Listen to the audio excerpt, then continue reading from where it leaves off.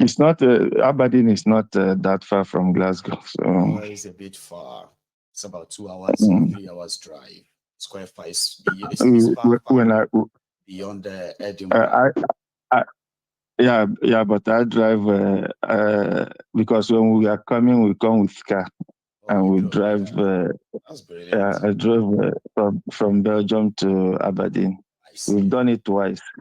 Oh, that's grand. I'm also It's planning to quite. drive. I'm planning to drive to France and possibly Belgium later this year. I've got that in mind, right? But yeah, it's gonna be If you Belgium. I'm planning it. if you are coming around, I don't mind you popping in. Why not? You know me now. I mean, I'll let everybody know. Say, I'm gonna drive go France. So I want you all of now. Roger France now. You know me now. Of course, Paul. Thank you so much for tonight. Okay, I do appreciate. I'm sending you well to the missus. Nice talking to you. It is a pleasure, man.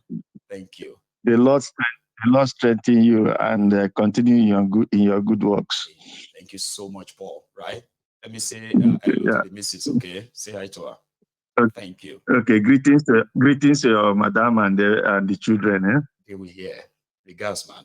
So that's a Paul from Belgium, another veteran on this platform who just shared his own experience. But our experience, except if you are living in denial, trying to deny the obvious. Okay.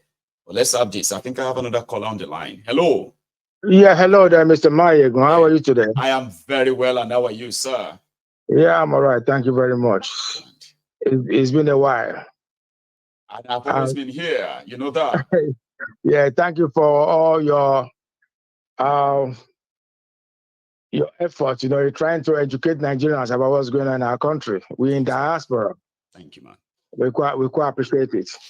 No worries. Yes, you see, what I want to say today might surprise a lot of people. They might not like what I'm going to say.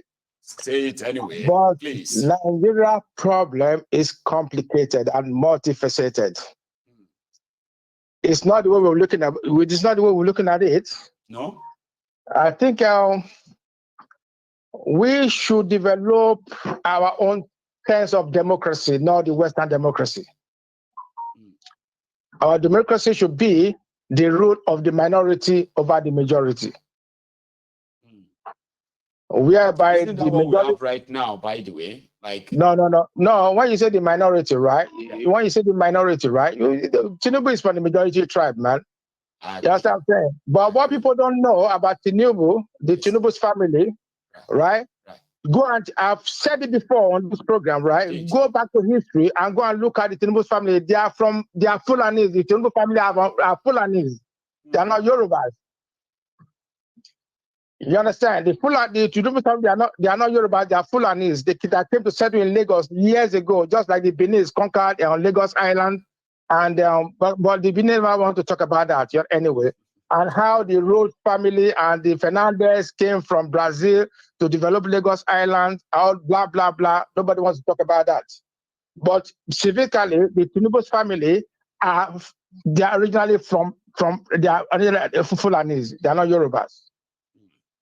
So nobody in Lagos from APC should be labeling anybody as Omali or a foreigner.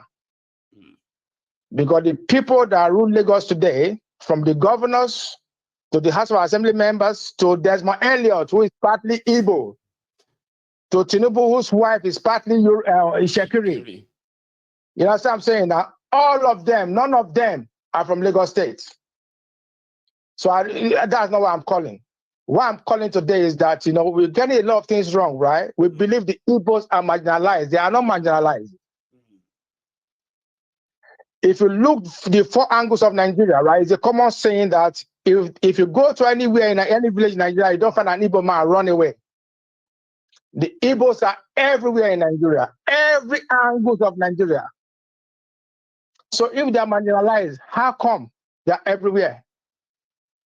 The Igbo people are the most progressive people, the most, when you talk about wealth, forget about Dangote, who has been the refinery, all that like Dangote has today, right, is through political influence. I agree. The Igbos, if you want to check it properly, they are the richest people in Nigeria. So they are not actually marginalized. I remember when Jonathan was in power and Buhari wanted to come to power, there was this also about in Kano State, they want to kill them, they want to pursue the Igbo away from the north. A lot of the Igbos went back to their states, right? Guess what? Wow. Overnight, the landlords who are supposed to house their brothers that ran away from the north back to the southeast, they increased their rent by 500%. It was part in the east or in the north? In the east, their brothers that ran away from the north to the east to come out to instead of them to house them, to harbor them, and let them give them rent free for some years. Because of the situation, they were charging them 500% rent. The rent went up in the southeast overnight. Is this true, by the way, or is just? Yeah, it was true. Look, I'm telling you, it's true. During Jonathan administration, when now there's going to be a law for law, when the northerners said Igbos, the northern the Arewa youth, right, said Igbos have to leave the northern area. I remember saying to leave the north, right? Yeah, as I said, it was a big deal. A lot of people ran away. They ran back to and they started telling me a lot of rent. That was when they realized, right, this thing is not real. You understand what I'm saying now? There are more Igbos outside Nigeria, outside the southeast than in the southeast. More Igbos. Can I chip in something, sir? Right? Yes. Just for the sake of our listeners, okay? I 100% disagree with all you said just now because it's misleading. Okay, I'll tell you, sir. You see, when we say Igbos are marginalized, we are not talking about them being able to do business or live anywhere in Nigeria and all of that stuff. No. What we mean is that when you have a state-sponsored profiling of the Igbos and their businesses, this is not something that is not real, right? So it simply means that, for example, sir, you mentioned the North right now. Yeah. The fear of what could happen. Why did the Igbo become target because of Jonathan? Jonathan is not Igbo. Or it's because Nigeria is built that way. If you are from that part, it doesn't matter whether you are Ijaw, Ishekiri, Yoruba. Can I ask you one question? Yeah, where are the Igbo? Which state we are the Igbos profiled? In which state? Is it Lagos State? Now that the Igbos left the north. I didn't even ask you which part of the north. You said it that they had to go back, which means you witnessed that they felt. I witnessed that. Yeah. They said the fear of what the north could do because it won't be the first time, right? So the Igbos move back to the east. You confirm that. What I'm saying here is that events like this are not new. That's what makes the Igbos targets. Do you understand that, sir?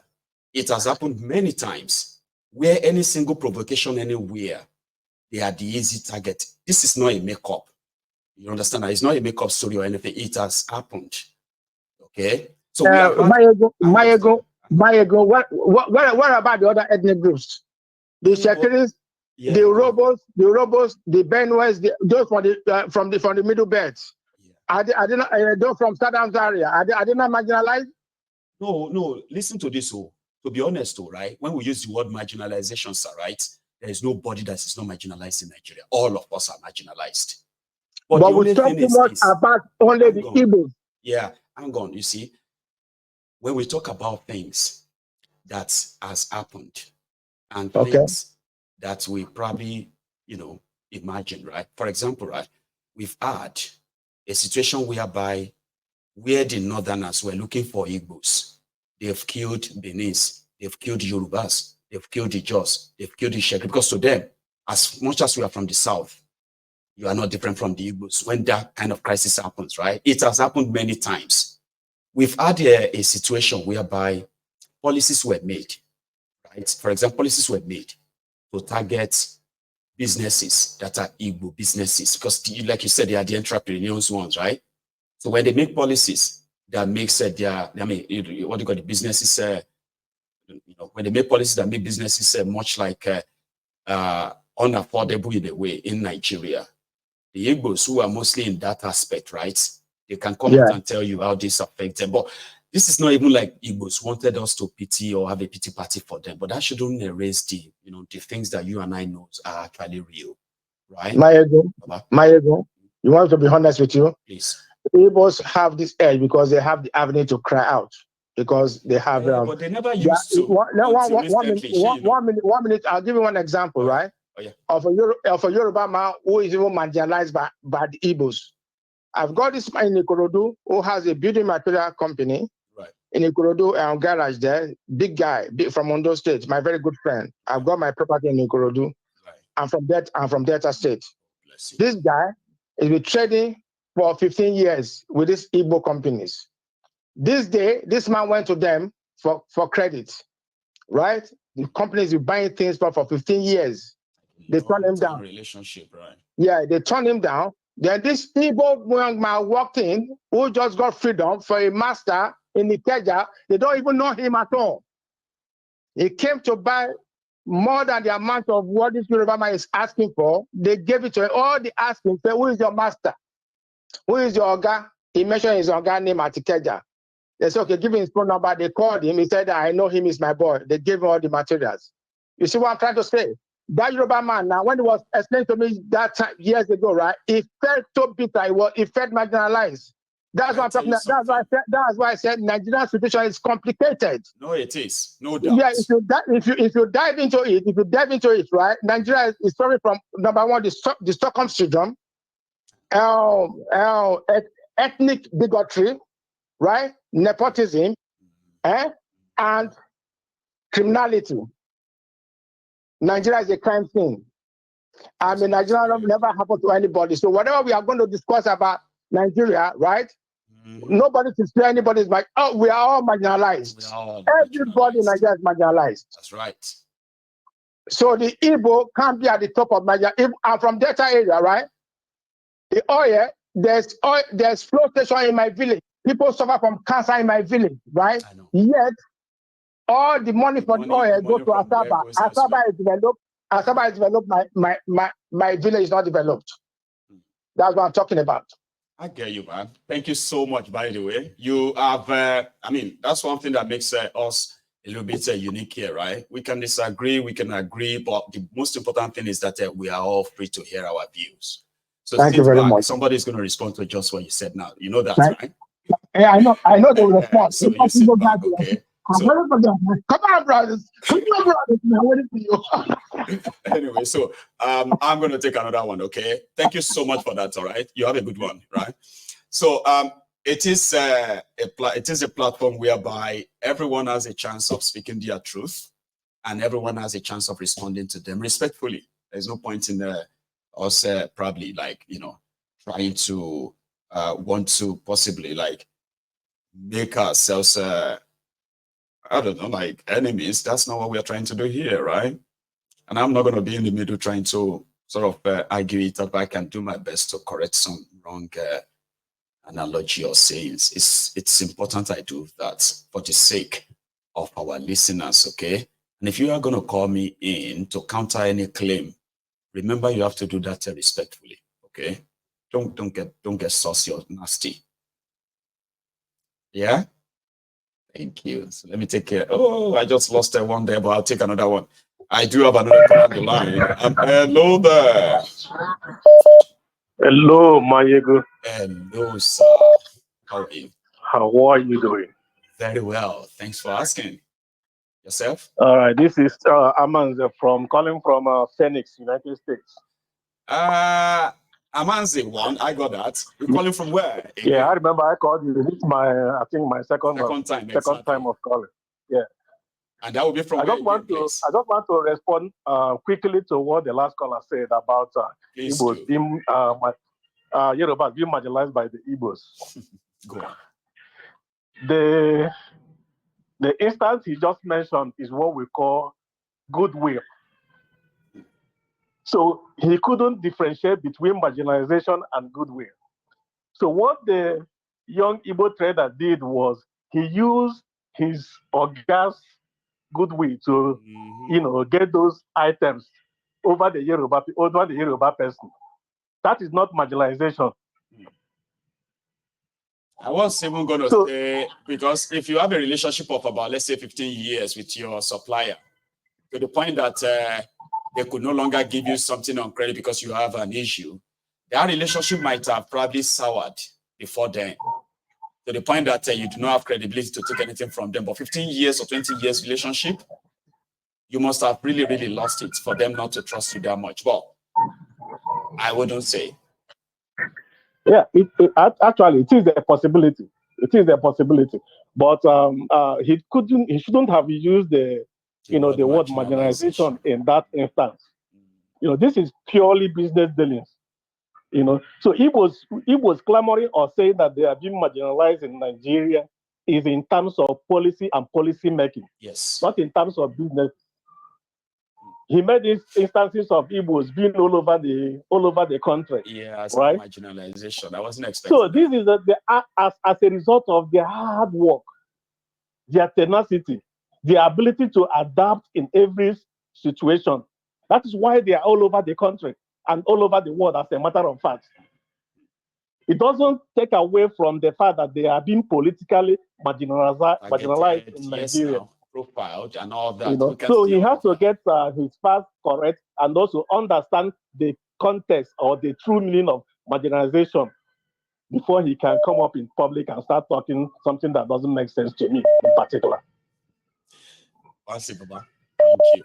That's the only thing I want to say. I have a lot of things to say, but I am at work now, and to be honest, I just sneaked out of my office. You won't let that pass. I'm going to call in. I need to correct it. Absolutely wrong. You've done well. Thank you.